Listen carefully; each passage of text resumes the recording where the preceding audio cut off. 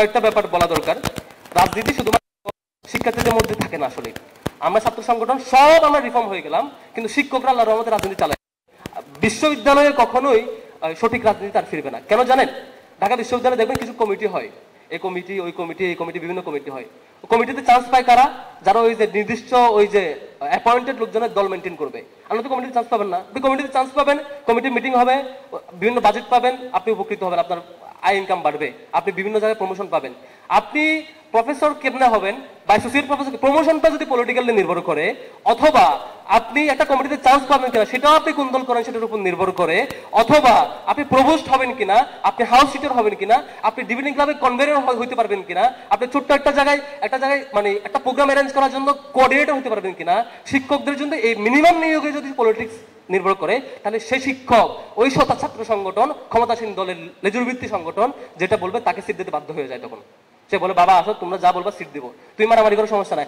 আমাদের জিয়া হলে আমাদের ছাত্র শিবিরের সেক্রেটারিয়েট মেম্বার মারুফ, মিফতাহুল মারুফকে জিয়া হলে জঙ্গি ট্যাগ দিয়ে সারা রাত পিটাইছে। পিটায়ে সেই তৎকালীন সময়ে জিয়া হলের প্রভোস্ট তাকে সাথে নিয়ে গিয়ে থানায় দিয়ে আসছে। এ হচ্ছে প্রভোস্টের আচরণ। সারা রাত টর্চার করছে, বাঁচাবে তো দূরের কথা, এখান থেকে উল্টা তাকে থানায় দিয়ে আসছে প্রশাসন নিজেরা বাদী হয়ে। মহসিন হলে রাকিব ভাইকে শিবির করতো, এই জন্য তাকে সারা রাত পিটাইছে ছাত্রলীগ। পিটাইতে পিটাইতে রক্তাক্ত করে মুখ দিয়ে রক্ত বমি করতেছে। এক পর্যায়ে বলেছে, ভাই আমাকে পানি দাও, আমি মনে হয় মারা যাবো। ছাত্রলীগের নেতা তখন বোতলে করে পেস্টাপ করে নিয়ে এসে বলেছে, পেস্টাপ খা। প্রভুষ এসে বলে যে একটু তাড়াতাড়ি মা জাম পিটানোর পিটায় নাও, এরপর থানায় দিয়ে আসতেছি। প্রভুষ গিয়ে থানায় দিয়ে আসছে। এ হচ্ছে আমাদের বিশ্ববিদ্যালয়ের শিক্ষকদের নগ্ন আচরণ। এটা যদি চলতে থাকে, শিক্ষকরা যদি, আমরা ইদানিং লক্ষ্য করছি আমাদের শিক্ষকরা আবারও কেন যেন একটা মেরুকরণে চলে যাচ্ছেন, কেন যেন চিন্তা করছে আমি আগামী বছর কেমনে প্রভুষ্ট হবো, কেমনে এটা হবো, কেমনে অমুক কমিটিতে ঢুকবো, কেমনে এটা করবো। তাহলে শিক্ষকদের নৈতিকতা যদি এলেভেলে থাকে, ছাত্ররা আমরা সব সংগঠন এক হয়ে গেলেও সব ঠিক হতে চাইলে আমরা ঠিক করতে পারবো না। এজন্য এই যে বলা হচ্ছে যে গবেষণা এবং শিক্ষার পরিবেশ ঠিক করতে হবে, প্রথম দায়িত্ব হচ্ছে শিক্ষকদের নিজেদেরকে বুঝতে হবে।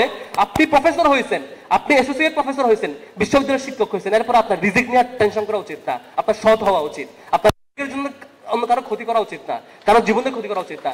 আপনি বিশ্ববিদ্যালয়ের নিরাপদ ক্যারিয়ার, শিক্ষক হওয়ার পরে যদি আপনার মধ্যে এই নৈতিক বল না থাকে, আপনি যদি অনৈতিকতার পথ অবলম্বন করেন, আপনার জন্য লজ্জা। আপনি একটা নিরাপদ ক্যারিয়ার হওয়ার পরও আপনি শিক্ষার্থীদের ক্ষতি করছেন। আপনি অন্তত এই পর্যায়ে আপনার সৎ হওয়া উচিত।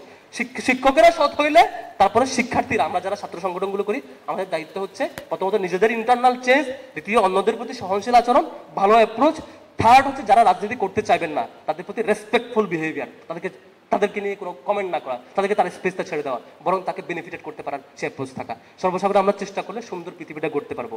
আমি নিজে নগ্ন হইলে, নিজে খারাপ হইলে, নিজের দৃষ্টিভঙ্গি না পাল্টালে, নিজেরা চেঞ্জ না হলে, সারাক্ষণ ট্যাগিং ফ্রেমিং দিয়া আপনি নিজে কখনো জিতবেন না, আমি নিজে কখনো জিতবো না, বরং অন্যরাই জিতবে, আপনি অলওয়েজ কর্নার হবেন। আমরা আল্লাহর কাছে দোয়া করি, আল্লাহ রাব্বুল আলামিন যাতে আমাদের সবাইকে মিলে সাথে নিয়ে সত্যিকারের এই ক্যাম্পাসটা সত্যিকার অর্থে গড়বার তৌফিক দিক, শিক্ষার সুন্দর পরিবেশ নিশ্চিতে ভূমিকা রাখার তৌফিক দিক। ছাত্র শিবির জায়গা থেকে আমি কমিটমেন্ট দিচ্ছি, এই যা আলোচনা করছি ইতিবাচক কোনো কমিটমেন্ট আমার দ্বারা ব্রেক হবে না, নেতিবাচক কোনো কাজ আমার দ্বারা হবে না ইনশাআল্লাহ।